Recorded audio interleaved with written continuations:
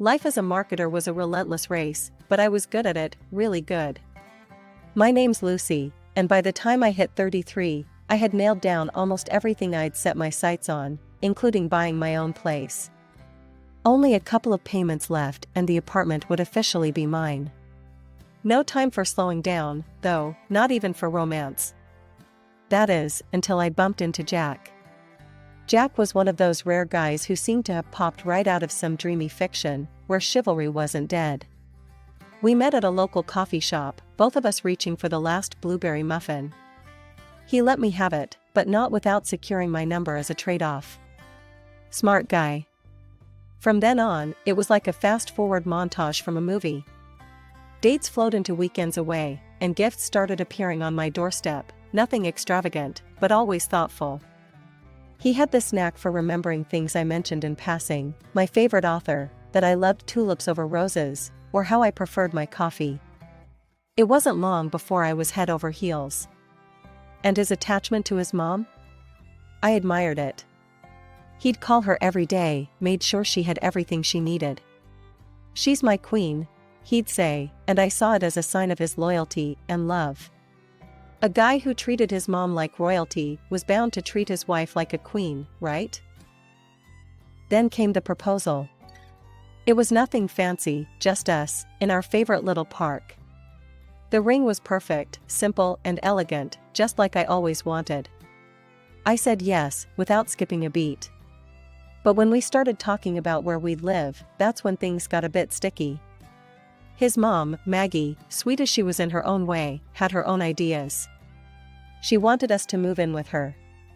Jack broached the topic gently one evening, while we were cleaning up after dinner in my apartment. "Lucy, babe, Mom suggested we move in with her. Saves money, and she'd love the company," he said, drying a plate and not quite meeting my eyes. I put down the dish I was washing, water still running. "Jack, I love your mom, you know I do. But babe, we need our own space. Just us." He looked conflicted but nodded. "I get it, I really do. It's just, Mom's alone a lot, you know?" I turned off the water and leaned against the counter. "What if we find a place nearby? That way, we're close, but not too close. She can have us over anytime she wants, but we keep our privacy too. How does that sound?" Jack's face brightened. "Yeah, that could work. I'll talk to her about it." And so, we compromised. We found a rental not 10 minutes from Maggie's place. It seemed ideal. I figured over time, as we settled into married life, Jack's attachment might shift more towards our little unit. With that in mind, I rented out my apartment and started stashing away the extra income. The move was smoother than I expected. Jack was happy because his mom was just a stone's throw away, and I was relieved to maintain some independence. We fell into a comfortable routine, Jack and I commuting to work together most days, coming home to our little sanctuary. But as weeks turned into months, I couldn't shake the feeling that the ties that bound Jack to his mom weren't loosening. Every decision, big or small, seemed to need her stamp of approval. I found myself wondering if our compromise was truly that, or just a temporary fix to a permanent issue. Life was bustling as usual, my marketing job keeping me on my toes during the day, and the new marital home chores waiting each evening. Things took a sharp turn when Maggie fell sick. It wasn't anything life-threatening, thank goodness, but enough to knock the strength out of her. "Lucy, can you check on Mom after work? She's really not feeling well," Jack asked one morning as we were rushing out the door, his face lined with worry. "Of course, I'll swing by and see what she needs," I replied, squeezing his hand. Little did I know, this would become my new routine. Each evening, I'd go straight from the office to Maggie's. She had a specific way she liked things done, especially when it came to her meals. "I can't eat that reheated stuff, it messes with my stomach," she'd complain if I ever dared suggest cooking enough to last a couple of meals. So, I found myself cooking fresh meals daily, her preferred dishes that I slowly mastered. After Maggie recovered, I thought my after-work visits would taper off. I couldn't have been more wrong. She'd grown accustomed to the company and the care. If anything, her demands increased. "Lucy, dear, could you help me with the laundry? And maybe we can order some groceries online," she'd say, her voice always carrying that expectant tone. I did all that and more, picking up her orders, driving her to shops, and every beauty appointment she made. Weekends were no exception. Jack and I spent most of our Saturdays and Sundays at Maggie's, trying to make up for all the family time she missed when Jack's brother cut her off. One particularly exhausting Sunday evening, after a day filled with errands and family gatherings all centered around Maggie's needs, I collapsed on our couch, feeling more like a caretaker than a wife. "Jack, we need to talk," I started, my voice heavy with fatigue. "I love your mom, but I need some space, some time for us." Jack sat beside me, his expression tense. "Lucy, Mom's all alone. You know what happened with my brother. I can't just abandon her. She relies on us." I knew about his brother, how he and his wife had moved away, cutting off all contact with Maggie after their wedding. Torn between my need for independence and my husband's loyalty to his mother, I felt isolated. Yet, seeing Jack so earnest, so committed to not repeating his brother's path, I relented. "Okay, Jack. We'll keep things as they are for now," I conceded, trying to mask my disappointment. "Thank you, babe. I know it's a lot. We'll figure something out, I promise," he said, pulling me into a hug that felt both comforting and confining. As days turned into weeks, my after-work routine remained unchanged. Maggie's house became a second job, one that paid in tired smiles and a sense of duty. My own dreams and desires took a back seat, tucked away like the old novels I no longer had time to read. A year has passed since that conversation, but nothing much had changed. If anything, things got even more intense. Every day after work, my second shift began, cooking, cleaning, running errands for Maggie. By the time I got home each night, I was wiped out. One evening, sprawled on our couch with aching feet propped up, I broached a subject that had been on my mind for a while. "Jack, don't you think it's time we think about having our own little family?" I asked, trying to sound as casual as possible, despite the butterflies in my stomach. Jack's face lit up, a stark contrast to my tired expression. "That's a fantastic idea, babe. Imagine a little one of ours running around. And hey, we could buy a bigger house, move in with Mom to help out. What do you think?" The thought of living permanently under the same roof as Maggie sent a chill down my spine. I was thinking more along the lines of just us, you know? Just our little family. "We can talk about that part later, let's just focus on the baby for now," Jack said quickly, probably sensing my hesitation. I agreed, knowing we needed a serious discussion about boundaries before anything was set in stone. Despite the unresolved living situation, we told Maggie about our plans to try for a baby. Her smile didn't quite reach her eyes. "A baby, huh? That's wonderful. You two will make great parents." Her tone was flat, and I couldn't help but feel a pang of guilt, wondering if she felt like we were trying to replace her with a new family member. But I pushed those thoughts aside, focusing on the future. Months turned into a year, and despite all our hopes and efforts, nothing happened. I followed every health tip I could find, cut out alcohol, ate healthier, hit the gym more. Still, no baby. Worried, I booked an appointment with a specialist to see if something was wrong. Sitting in the sterile clinic, after countless tests, the doctor finally had some answers. "It's unusual, Lucy, but your blood work shows elevated levels of a hormone found in birth control pills. Have you been taking any form of contraceptive?" I stared at him, bewildered. "No, absolutely not. We've been trying to conceive. Why would I take birth control?" The doctor looked just as confused as I felt. "It's definitely odd. If you're sure about not taking any contraceptives, this shouldn't be happening. Sometimes, prescriptions can get mixed up." I thanked him, my mind racing as I left the clinic. The drive home was a blur. How could this be happening? I'd been so careful with everything, checking and double-checking everything I consumed. Did someone tamper with my medication? The idea seemed ludicrous, but desperation and confusion clouded my thoughts. That evening, as per usual, I was at Maggie's house, cleaning up after dinner when I noticed something that made my heart stop. An empty package of birth control pills peeking out from underneath some other trash in the bin. The room spun a little as I pulled it out, examining it. This had to be a mistake. "Maggie, can I ask where these came from?" I said, holding up the blister pack for her to see. My voice was calm, but inside, I was anything but. Maggie glanced over, her face draining of color as she saw what was in my hand. "Oh, those? I don't know, must be old," she stammered, looking anywhere but at me. "That's funny, because it looks recent. And I just found out I've been having birth control in my system. Been wondering why we couldn't get pregnant," I said, each word sharper than the last, watching her closely. The air felt heavy, thick with tension as Maggie shifted uncomfortably in her chair. "Lucy, you have to understand, Understand what, Maggie? That you've been messing with my life? My marriage?" The shock was giving way to a burning anger, my voice rising despite my attempt to control it. Maggie sighed, a long, weary sound. "It's just, if you had a baby, then you'd stop coming around as much. Jack would stop. I can't lose him too, not like I lost his brother," she confessed, her voice cracking with emotion. "So you decided to play God with my body?" I was incredulous, feeling the sting of betrayal from someone I had trusted, someone I had cared for.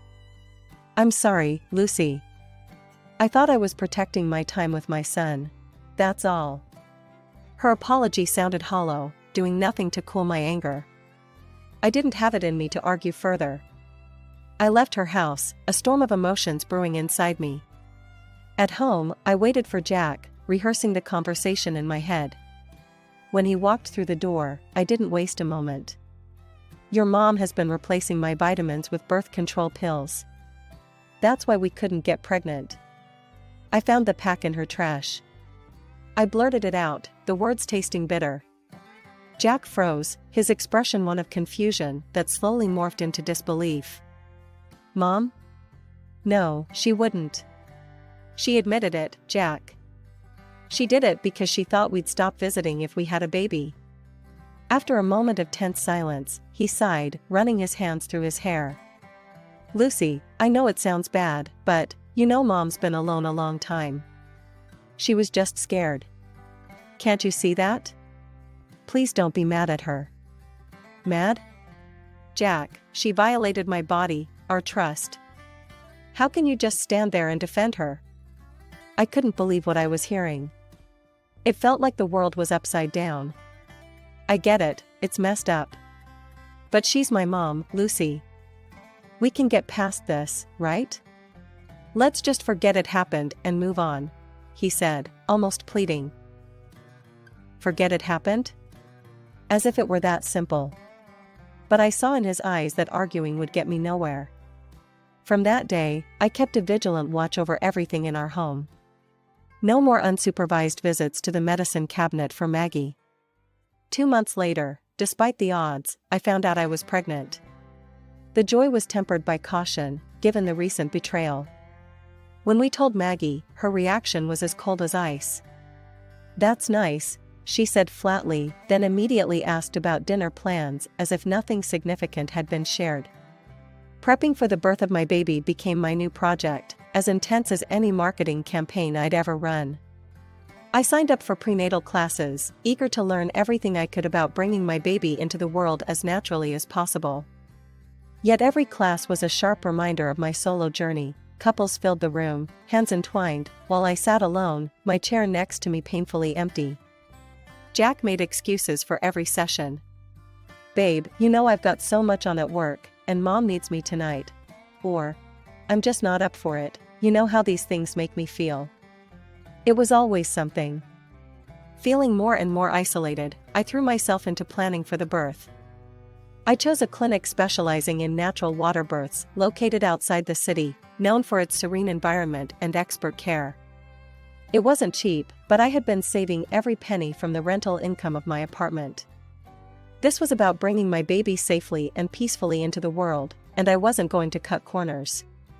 One evening, while dining at Maggie's, the conversation inevitably turned to finances. "You know, Lucy, I heard those birthing centers cost a fortune. Why waste money when the hospital here does just fine?" Maggie said, her tone more accusing than curious. I took a deep breath, trying to keep the irritation from my voice. "It's not a waste if it ensures the health and safety of your grandchild, Maggie. I've got it covered." Jack, who had been half listening, suddenly tuned in. "Covered? How's that?" "Well, I've got a reserve account from the apartment rental. It's more than enough to cover the costs," I explained, a bit reluctantly. Maggie's eyes sharpened, her interest visibly piqued. "Oh, you've been saving up? That's good foresight." I nodded, feeling their gaze heavy on me, knowing I might have disclosed too much. Quickly, I steered the conversation elsewhere, discussing potential baby names to divert their focus. Despite the ongoing stress, I continued my solo visits to the prenatal classes, each time returning a little more empowered but also a little lonelier. The clinic staff was supportive, and I often stayed back to ask questions about the birth process. Each visit made me more certain of my decision: this was the right place for my baby to come into the world. With the countdown to motherhood ticking ever louder, I decided a short trip to visit my parents in their city was just what I needed. It had been too long since I had surrounded myself with family who were nothing but supportive and loving, a stark contrast to the tense atmosphere back home. My heart felt lighter as I caught up with old school friends and spent precious moments with my grandmother, promising her that my son would bear the name of my late grandfather. But barely a day into my visit, my phone buzzed with a call from Jack, his voice edged with urgency. "Lucy, you need to come back. Now." Panic surged through me. "What's happened? Is everything okay?" "Just come back, okay? It's important," he pressed, hanging up before I could probe further. Worried and confused, I packed up and headed back, my mind racing with possibilities of what could demand such an abrupt end to my visit. As I opened the front door of our home, the sight that greeted me sucked the air right out of my lungs. The house was a disaster zone, empty bottles, pizza boxes strewn across the floor, sticky stains marking the tiles. It looked like the aftermath of a wild party. Jack, smelling of booze and barely standing straight, waved a hand dismissively at the mess. I threw a bash to celebrate the baby coming. "Clean this up, will ya? I can't stand the mess." I stared at him, disbelief and anger swirling inside me. "You called me back for this? To clean up your party? Why couldn't you handle it?" He shrugged, a sloppy grin on his face. "Come on, Lucy. Don't be like that. It was a party for our kid." "A party that I wasn't even here for," I snapped back, my energy draining just thinking about the cleanup ahead. With a heavy heart, I started cleaning. Jack had already stumbled to our room, leaving me to deal with the chaos alone. The physical strain of bending, lifting, and scrubbing was immense, especially being so far along in my pregnancy. By the time I finished, my body ached, and I felt contractions starting, a sharp reminder that the baby was almost here. The next morning, labor kicked in full force. Alone and scared, I called a taxi to take me to the clinic. Jack, barely awake and nursing a hangover, mumbled something about meeting me there later. At the clinic, surrounded by medical staff, but devoid of the emotional support I so desperately needed, I gave birth to a beautiful baby boy. The pain of labor paled in comparison to the ache in my heart from doing it without Jack by my side. He showed up hours later, his congratulations feeling hollow and forced. "I'm here now, huh? Let's just focus on the little guy," he said, avoiding my eyes. The coldness in his voice stung, but nothing hurt more than Maggie's reaction, or lack thereof. When I called her with the news, her response was curt. "A baby shouldn't be shown off until he's at least a month old. Keeps away the bad vibes." Her words, so devoid of warmth, didn't surprise me as much as they should have. In a way, I was relieved. No visits from her meant one less thing to worry about. After what felt like an eternity, I finally brought my baby boy home from the clinic. The quiet of the house was a stark contrast to the chaotic events of the past few weeks.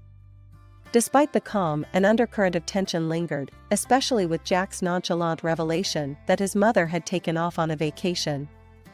A few days into adjusting to motherhood, I received the clinic bill. My heart sank when I saw the balance due, $5,000 more than what the insurance covered. Confident about my financial backup, I logged into my account to transfer the funds, only to find the balance shockingly low. Way below what should have been over $50,000. Panic set in, my breaths quick and shallow. Dialing Jack with trembling hands, I braced for his explanation. "Jack, there's hardly any money left in the reserve account." "What happened?" His reply was casual, dismissive almost. "Oh, yeah, Mom needed some cash for her vacation. You know, to unwind and all." "Jack, are you telling me you gave our savings, over $40,000, to your mother?" "It's our son's future, Jack." "How could you?" My voice rose, a mix of disbelief and rising anger. "Babe, come on. You're blowing this out of proportion. And anyway, you stopped cleaning up at Mom's place, she's tired." "She deserves some fun," he retorted. That was the final straw. His words echoed in my ears, each one chipping away at the last vestiges of patience I had for this marriage. By evening, I was sitting in front of a lawyer, divorce papers spread out in front of me. When Jack saw the papers, his reaction was not what I expected. No anger, no sadness, just a resigned, almost relieved, "All right then." He signed them with a steady hand, grabbed his coat, and left without another word, heading straight to his mother's place. Feeling a mix of liberation and deep sorrow, I decided it was time for me and my son to leave, at least for a while. We went to my parents' house, where I was greeted with warm hugs and soothing words, a stark contrast to the coldness of my now strained marriage. "Lucy, you need to talk to Jack's brother," my dad suggested one evening. He went through something similar with Maggie. Hesitant but curious, I reached out to Jack's estranged brother. The conversation that unfolded was eye-opening. He told me about how Maggie had tried to control his wife's inheritance, how it tore their marriage apart until he chose his wife over his mother. Maggie had cut all ties with him in retaliation. "Lucy, she won't change. I learned that the hard way. You've got to look out for yourself and your kid," he advised, his voice heavy with the weight of experience. Hanging up, I felt a mix of emotions swirling inside me. Jack had chosen his mother over our family, just as his brother warned might happen. The realization was painful but clear. The final straw had been pulled, the last line crossed. I stood in the police station, a mix of resolve and nervous energy swirling through me as I detailed everything to the officer on duty. My voice was steady, though my hands trembled slightly. My husband transferred money from my account without my knowledge, and I believe he forged my signature to do it. Over the following weeks, a full investigation unfolded. It revealed not only had Jack forged my signature, but he had also given his mother access to the funds. The evidence was undeniable, and eventually, both were charged. In court, Jack's face was unreadable as the judge handed down their sentences. Both received suspended sentences for their crimes. Jack was also ordered to pay alimony for our son, ensuring at least some financial stability for our future. I reached out to the family of Jack's brother, driven by the conversation I had with him. They welcomed me with open arms. It turned out they were nothing like the monsters Maggie had painted them to be. Their warmth and acceptance were a soothing balm to the wounds left by my former in-laws. One sunny Saturday afternoon, as our children played together in the backyard, Jack's brother, Mike, threw a couple of steaks on the grill, and his wife, Sarah, handed me a chilled glass of lemonade. "Lucy, we're just glad you reached out. Mom, she can spin quite the tale," Mike said, flipping the steaks with a practiced flick of his wrist. Watching Danny laugh as he chased after his cousins, a sense of peace settled over me. "Thank you, both. It means the world to us to have family like you." As the kids tumbled around, their laughter filling the air, Mike leaned over and said in a conspiratorial tone, "You know, Mom always did like to be the center of the universe. But around here, it's just simple family life. No drama." Exactly what we need, I responded, smiling at the simple truth in his words. Our gatherings became a regular thing, our children bonding as cousins do, forming connections that promised to last a lifetime. The holidays were particularly full of joy, the kids' excitement contagious, making each moment a bit brighter.